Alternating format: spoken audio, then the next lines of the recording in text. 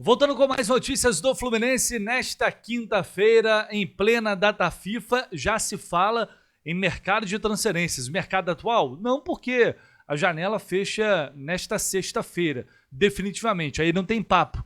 É com esse grupo que o Fluminense vai até o meio da temporada, quando teremos novamente a oportunidade de contratar e negociar jogadores. E como a gente já falou aqui recentemente, inclusive repercutindo a fala do presidente Matheus Montenegro em entrevista coletiva, quando afirmou que a ideia é levantar algo em torno de 200 milhões de reais em vendas, o que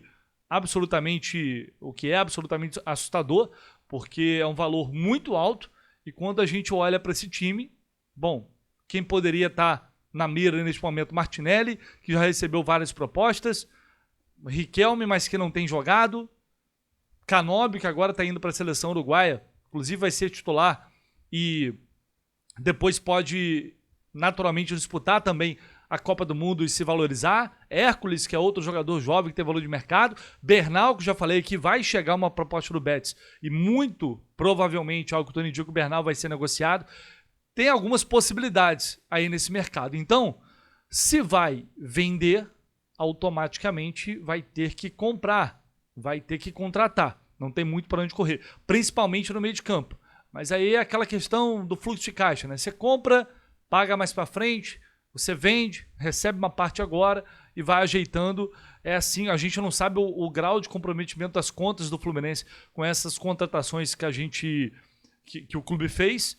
Como está exatamente o fluxo de caixa, apesar de aparentemente tá tudo em dia, né? A gente não tem nenhuma notícia contrária a isso, mas o mercado de meio do ano provavelmente vai ser um mercado de ajustes. E aí algumas possibilidades estão surgindo. Se o Bernal vai ser negociado, bom, tem um jogador que já começou a sair coisa na mídia aqui, especulações em relação a ele, e se começou a sair é porque os movimentos já estão acontecendo, preparando o terreno para o meio do ano, que é o Gregory, jogador que foi do Bahia, fez uma grande temporada, campeão com o Botafogo em 2024, né? Também antes de vir para o Botafogo estava na MLS, chegou aqui e jogou muito, ou seja, né, para a gente, mais uma prova de que nem sempre tá na MLS é ruim, não.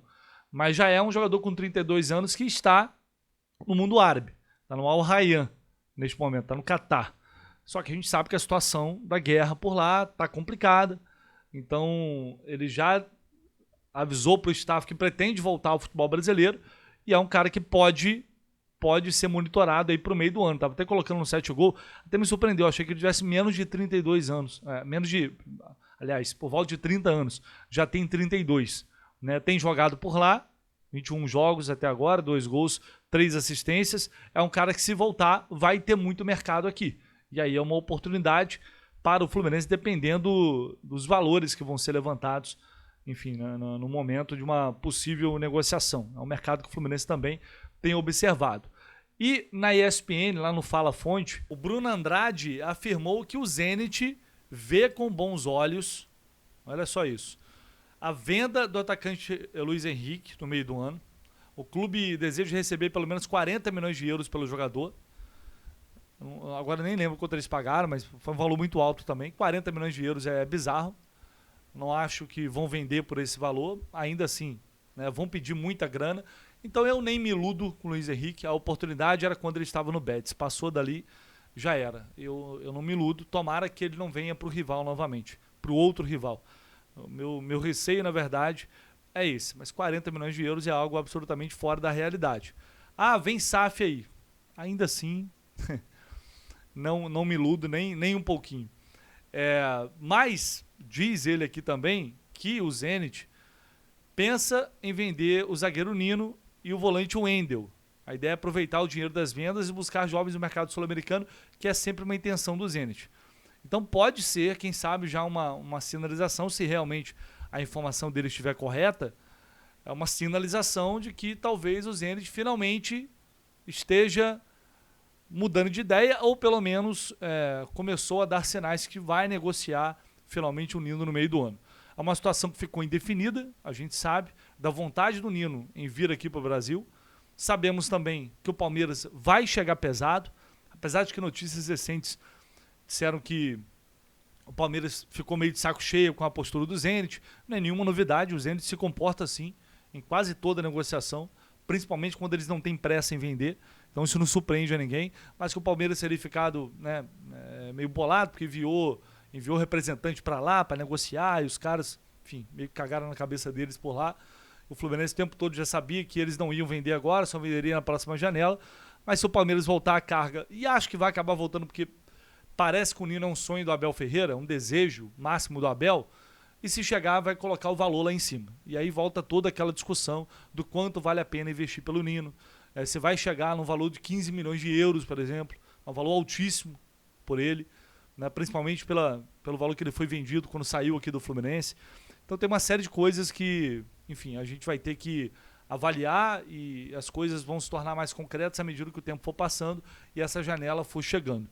Mas imagino que a gente vai ter mais uma vez muita movimentação no mercado à medida em que, algo que tudo indica, o clube vai precisar vender, negociar e, portanto, repor essas possíveis saídas. Que não é o caso do Nino. O Nino já é um sonho e continua sendo o objetivo do Fluminense. Não houve, desistimos, não vamos atrás. Nunca houve desistência, até porque nunca houve negociação, já que o Zenit não abriu as portas ali para que isso pudesse acontecer. Tá? Mas ainda em março, quase abril, os clubes já começam a se movimentar, os staffs, dizendo, olha, não aconteceu agora, mas meio do ano estamos aí. Pode acontecer no meio do ano, não deu agora, mas podemos fazer depois. As coisas já vão se alinhando até lá. E falando agora sobre quem está por aqui, que é o mais importante neste momento, o Fluminense segue treinando lá no CT Carlos Sachiri. Como sabemos, Savarino ficou, decidiu ficar com o Fluminense, não foi disputar os amistosos com a seleção da Venezuela. E hoje o Oscar Ortega, que é o preparador físico lá da seleção venezuelana, concedeu uma entrevista a uma rádio, a Rádio Lavinotinto, e revelou que, abre aspas aí para ele, o motivo do Savarino não ter sido chamado, né? Abre aspas, o motivo é um esforço físico que ele está sofrendo. O Fluminense também mostrou imagens que demonstram o quadro clínico. Então o Fluminense enviou provavelmente um relatório demonstrando que o Savarino tinha uma situação ali de desgaste físico, né? A decisão, se o Savarino bate o pé e fala que vai, o Fluminense não iria impedir. Mas vamos lá, né? Ele não pode falar isso, mas a gente pode falar. Convenhamos. O Savarino é que não quis ir. Seja porque não estava afim, ou seja porque ele entende que fazendo isso ele pode perder espaço novamente, porque ele está brigando para se tornar, acho que ele já é, mas para se firmar ainda mais como titular absoluto do time. Eu acho que o próprio Savarino não viu que não era relevante para ele neste momento disputar esse amistoso com a Venezuela fora da Copa do Mundo e priorizou os treinos no Fluminense. Não tem nada que impeça, ele não apareceu nas fotos de ontem, mas não tem nada que impeça, não tem lesão, até onde eu sei, o clube também não informou nada disso, portanto o Savarino de atuar, mas é claro que aqui ele vai descansar, vai repousar, isso é evidente, né? Pode ser que tenha um desgaste mesmo, não estou dizendo que não tem, mas se o cara quiser bater o pé e falar que vai, ele vai. Como tinha essa, entre aspas, desculpa, era então a situação perfeita para ele dizer que era melhor permanecer aqui e focar na recuperação, nos trabalhos aqui no Fluminense, o que foi o que acabou acontecendo. O Fluminense que não vai ter o Canóbio, que vai jogar pela seleção uruguaia 2 dias antes, vai chegar no dia do jogo, ali com um dia antes, né?